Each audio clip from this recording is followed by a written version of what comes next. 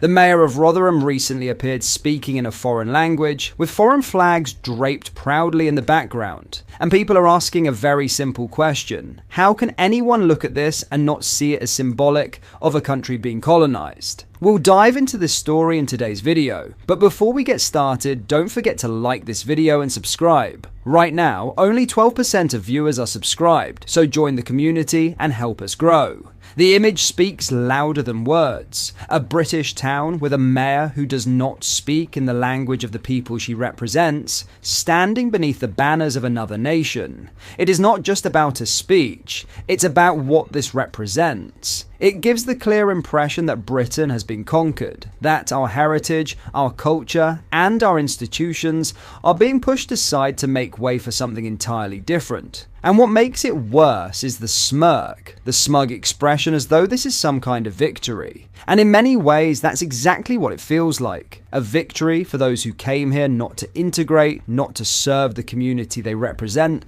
but to plant their own identity and ideology right at the heart of British public life. This is not just about one mayor, it's about a much bigger betrayal. Over the years, we've watched as our civil service, our councils, and even our government institutions have been steadily handed over to people who have no loyalty to the people of this country. They are not here to uphold British values, they are here to replace them. History tells us what happens when a country is invaded. The conquerors take the top jobs, they install themselves in positions of power, and they reshape society to their own design. That is exactly what is happening here, except it's been allowed to happen from within. So yes, Britain has been betrayed, our leaders have sold us out, our institutions have been infiltrated, and our national identity is being stripped away piece by piece. The people who built this country are being cast aside, while those who have no love for Britain are handed the very positions that were meant to serve us. The truth is, we've been screwed over, and unless people wake up to it now, we may soon find that there's nothing left of the country we once knew.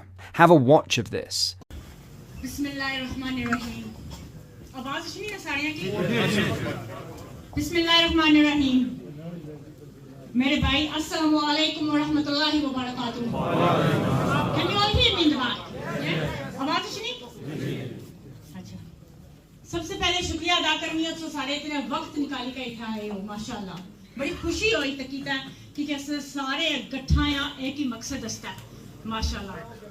दूसरी बात अफसोस है कि कैसे सिर्फ औरत सिर्फ एक मैं ही हूँ. असल ये मामा पहना की थे यहाँ कायदे आज़म मोहम्मद अली जिन्ना फरमाया सा असा ना मुल्क तरक्की नहीं कर सकना जब तक औरत साथ ना चला है. असन ये मावा पहना नाल असा ना आगे जनरेशन चलना नस्ला चलनिया असन ये औरतां की दुनिया इस वक्त मैं रिक्वेस्ट करनी है असन सारियां मावा पहना की जो असने भाई है इथा प्लीज इनकरेज करो अपने मावा पहना की अशने वास्ते. जरूरी नहीं कि स्टेज पर खड़े होके सबको गल करो और किसी की बस नहीं बात नहीं होनी स्टेज पर गल करना, लेकिन साथ देना बहुत जरूरी है. मैं जिला अंदर आई हूं अकेली औरत में अंदर आई हूं माशाल्लाह भैया रास्ता देता बहुत शुक्रगुजार हूं ऐसी कोई शक नहीं.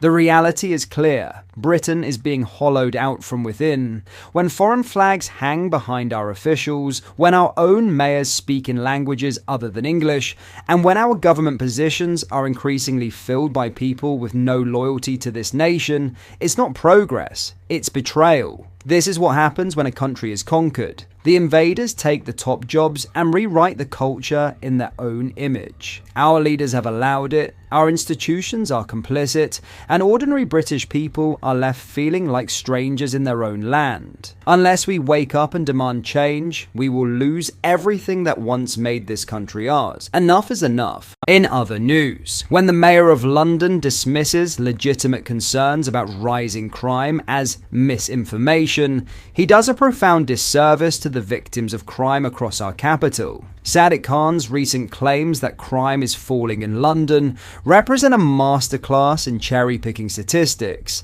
and manipulating data to paint a rosier picture than reality warrants. It seems to be a core Labour Party tactic at this point. Let's put the claim to bed immediately. The mayor relies on crime statistics where the methodology of counting offences has changed, making year-on-year comparisons meaningless. This sleight of hand has allowed him to stand before Londoners and claim progress whilst they experience something quite different on their streets, in their neighbourhoods and in their homes. For how long does he expect them to disbelieve the evidence before their eyes? Let's examine the figures the mayor would rather you didn't see. Violence against the person has surged by 40% since 2015. Sexual offences are up a staggering 75%. Theft from the person, the phone snatchings and bag thefts that terrify Londoners, has exploded by 207%. These aren't abstract numbers, they represent real Londoners whose lives have been upended by crime. The knife crime epidemic tells its own damning story. Last year, London recorded 188 knife crimes per 100,000 residents, more than double the national average of 90 per 100,000. Behind each statistic is a victim, a family torn apart, a community traumatized. Is this data misinformation, Sadiq? Perhaps most alarmingly, drug trafficking in London has increased by 94% in the last year alone. This isn't just a statistic about victimless crime. Drug trafficking fuels violence and misery across our city. County lines operations destroy young lives and terrorize vulnerable communities, and we know it finances more serious criminal networks. The mayor's response to these uncomfortable truths is to dismiss critics as spreading misinformation. You cannot solve a problem you refuse to acknowledge. By minimizing the scale of crime in London, the mayor undermines efforts to tackle it effectively. Police officers on the ground and residents all know the truth, that crime is not falling in any meaningful sense that matters to victims. Making matters worse, our vital Metropolitan Police Force now faces a £200 million black hole in its finances, thanks to Khan's thoughtless budget. How can we expect our officers to tackle this crime wave when they're struggling with inadequate resources and funding? London deserves a fully funded police force equipped to meet the challenges we face. The City Hall Conservatives found £121 million worth of savings in the mayor's wasteful budget that could have helped to reduce the scale of the looming cuts, but we were shut down by Labour. We need honesty from City Hall. We need a mayor who will acknowledge the scale of the problem, properly fund our police, and implement effective strategies to make London safe again. That starts with telling the truth about crime, not dismissing concerned Londoners as purveyors of misinformation. Khan needs to come clean and take the red rose tinted glasses off.